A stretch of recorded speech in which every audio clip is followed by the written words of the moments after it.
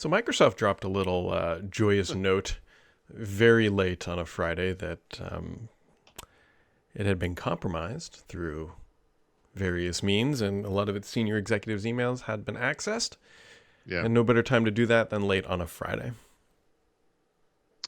Well, you don't want to impact the stock too much. Let people Of course. kind of, get into it. Here's what's interesting about this to me, because people have different kind of reactions to Mm-hmm. this. This was some very negative reactions on Twitter, especially. But to me, the interesting thing is that this was not due to a software vulnerability, Microsoft or otherwise. Mm-hmm. It was just a basic password spam attack and against a legacy system, which they didn't say this explicitly, but that means that whatever this account was, which was just like wasn't an executive's account. It was just No, it was like a test tenant is how they got in. yeah. So basically that means this thing was not protected in any way with like a two-factor authentication or whatever you want to call that, 2FA, MFA, anything, right? And, Microsoft announced, I don't remember what they called the secure, whatever, blah, blah, blah initiative back in November, which to me is like the modern version of Mm-hmm. trustworthy computing. And now they're like, oh man, now, like this, we have to go do this a little more quickly now, where this kind of explains why this is a problem and all that kind of stuff. So, kind of unsophisticated in one way, but coincidentally, I've been writing about this stuff, lately with password managers and passkeys and security keys and, securing your Microsoft account and blah, blah, blah, whatever. Mm-hmm. This is completely coincidental, but this is a shining example of why we need to pay attention to our accounts, Mm-hmm. and not because of this, but I'm moving on with this security thing. And I don't mean like I'm moving past it. I mean, I'm going to write more about it.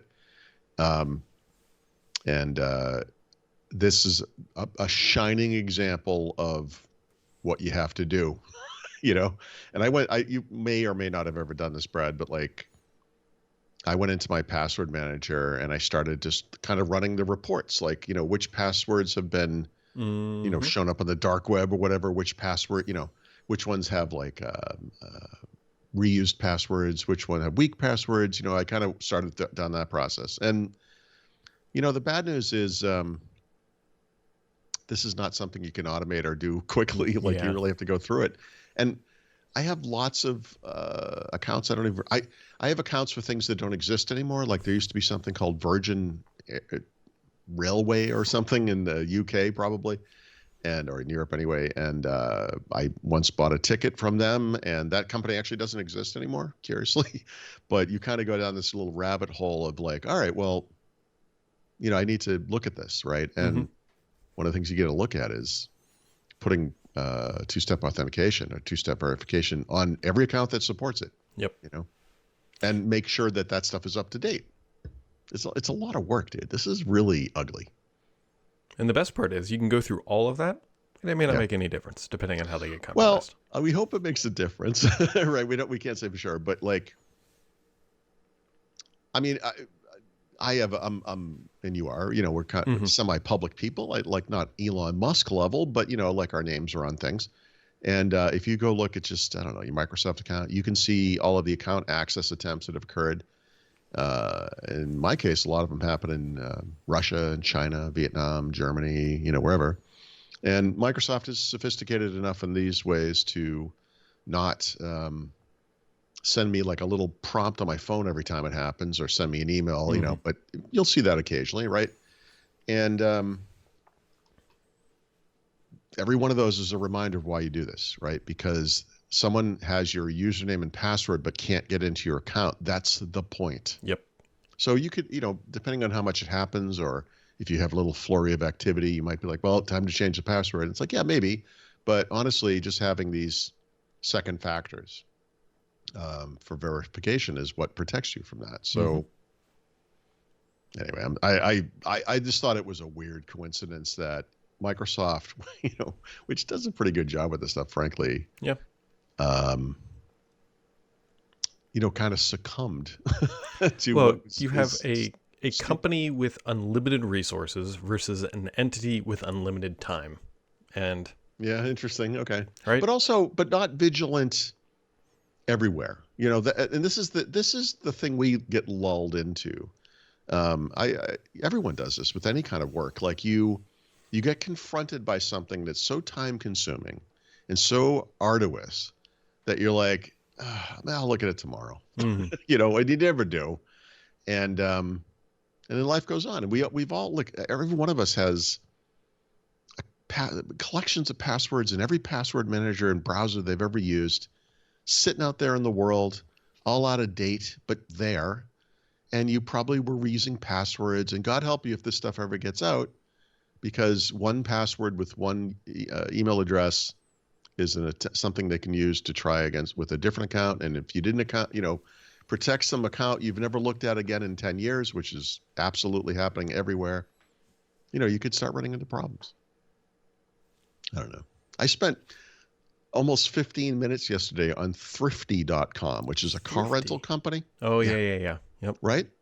So just trying to change my password. I don't use this company anymore. And I wrote them an email to their support asking just to close the account. But in the meantime, and of course, all my data they have is completely out of date, which is good. So the credit card stuff all expired. My address is like 3 addresses ago, blah, blah, blah, whatever. But I mean, it's just awful. It's awful how much work this is. Yeah. So Microsoft, they're as human as anybody. Kind of a weird thing to say, but same. It's not laziness. It's just it's easy when there's so much stuff out there to just not, not. I don't know. All it takes is just one little VM with it running a little thing that's tapped into a network, and then they just start swimming around. Yeah, I mean, it's... Right. Yep. So I had a great thought this morning, Paul, throughout. I had this wonderful thought. All right. The mail app is going away. Right? Mail app going away. I do not like the new green eggs and ham that Microsoft is trying to shove down our throat with 700 ad trackers. Okay. Yep. So I'm like, here we go. I figured out a solution that might work. I can run the Outlook mobile, like the mobile phone version, on my PC. Oh my God. And solve this. So how? You mean like through an Android thing? Yeah. Oh yeah. So I have this great idea. I'm like, all right, I'm going to go download the Amazon App Store through the Windows Store, which is a process in itself. If you haven't done that lately, it's still a thing. Right. Microsoft doesn't have the Outlook app in Amazon's App Store. Yeah. And I was like, you got to be kidding me. I was wondering about that.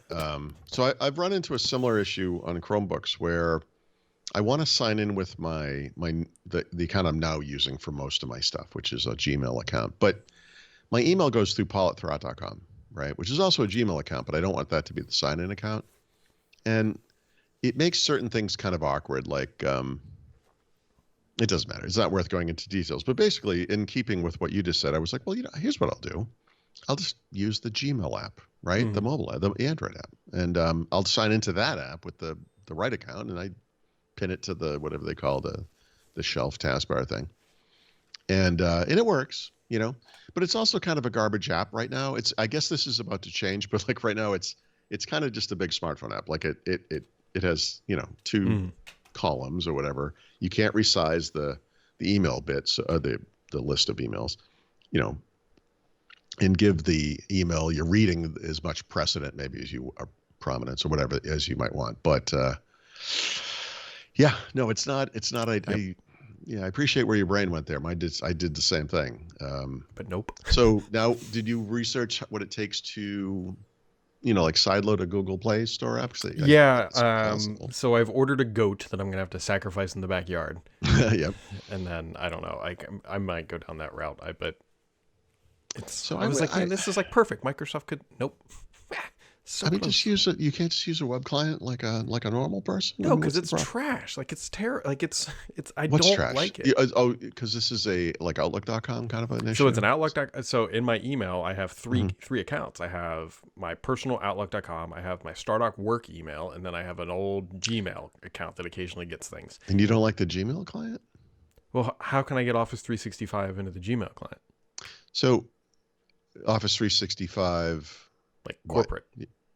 I think I am doing that. So, the way I have my email set up is I have that primary account, which is paul@thurrott.com, sends and receives mail, and all my other accounts I forward all my mail to that account, and I at the source mark everything is read and archive it or whatever. Yeah, So yeah. there's never anything sitting there, right? Okay, so that's one half of it. But then in the Gmail client, you also have to configure each of those.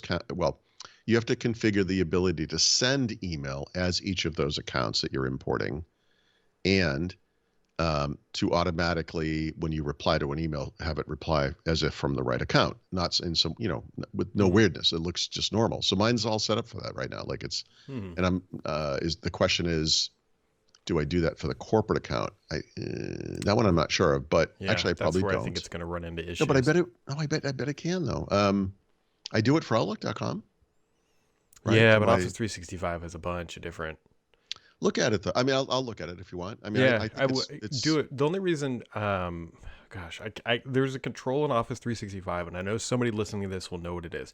yeah. If we at Stardock use um, an external, I don't even know how to properly describe this, but No, yeah. if I set up another account to use it and it sends from it, it puts a huge flag on Right. the subject that says this may be from an Yeah. outside source spoofed or something like that. That's right. And you may also run into an issue where the policy even prevents it. Right. Yep.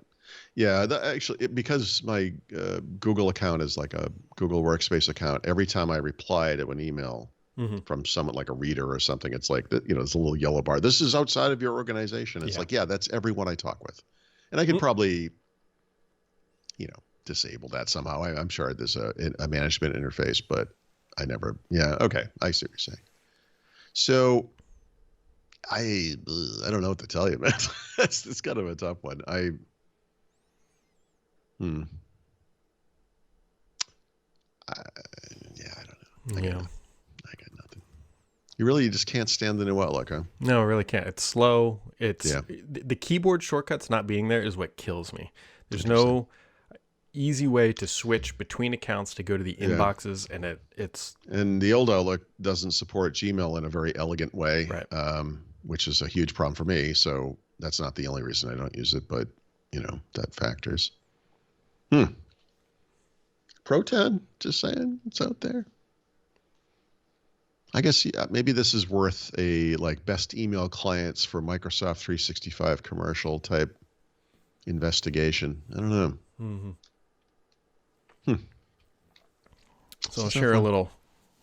This is nothing of nothing else, but Mm-hmm. this is from the football game last night. So clearly, last night the Bills played the Chiefs. For those who don't watch football, there's two people that are involved in this story. So Okay. one is on the Chiefs and one is on the Eagles. They're both the Kelsey brothers. They've blown up. They have like a huge podcast. They've become very popular, especially since Travis is dating what's her Taylor name? Swift. Taylor Yeah. Swift. Yeah. So last night, before we get to last night, both of these gentlemen played for the University of Cincinnati football team. Yeah, that's And- right. I read a Right, story so about they've this. got Yeah. some Cincinnati connection. And back when they went to UC, there's an area called Clifton. Clifton, back when they went, was pretty rough. Like it wasn't. Yeah. It wasn't. Like today, it's fine. Like it's really turned around. The university has poured a lot of money in to make it safe and everything else, but it was pretty rough.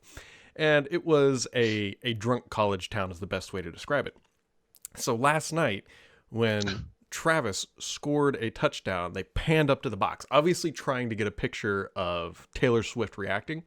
Right. However, it was Jason Kelsey with his shirt off, drinking what I believe is like a Bush Light or a Natty Light, and just bare-chested, like screaming in joy. And so all of Cincinnati today is like, you can take the boy out of Clifton, but you can't take the Clifton out of the boy, because these two were known for just being outrageously loud and drunk in college. Right. And he might be retiring, right? Yeah, that's the thing. So, anyways, when they panned up to him, and there's now a thing that says, Eagles Jason Kelsey's shares daughter saying dad's boobs are showing on TV because he was drunk. Goodbye. Yeah, I saw him doing that. I was like, yep, that's a Clifton boy right there. So, anyways, there we go.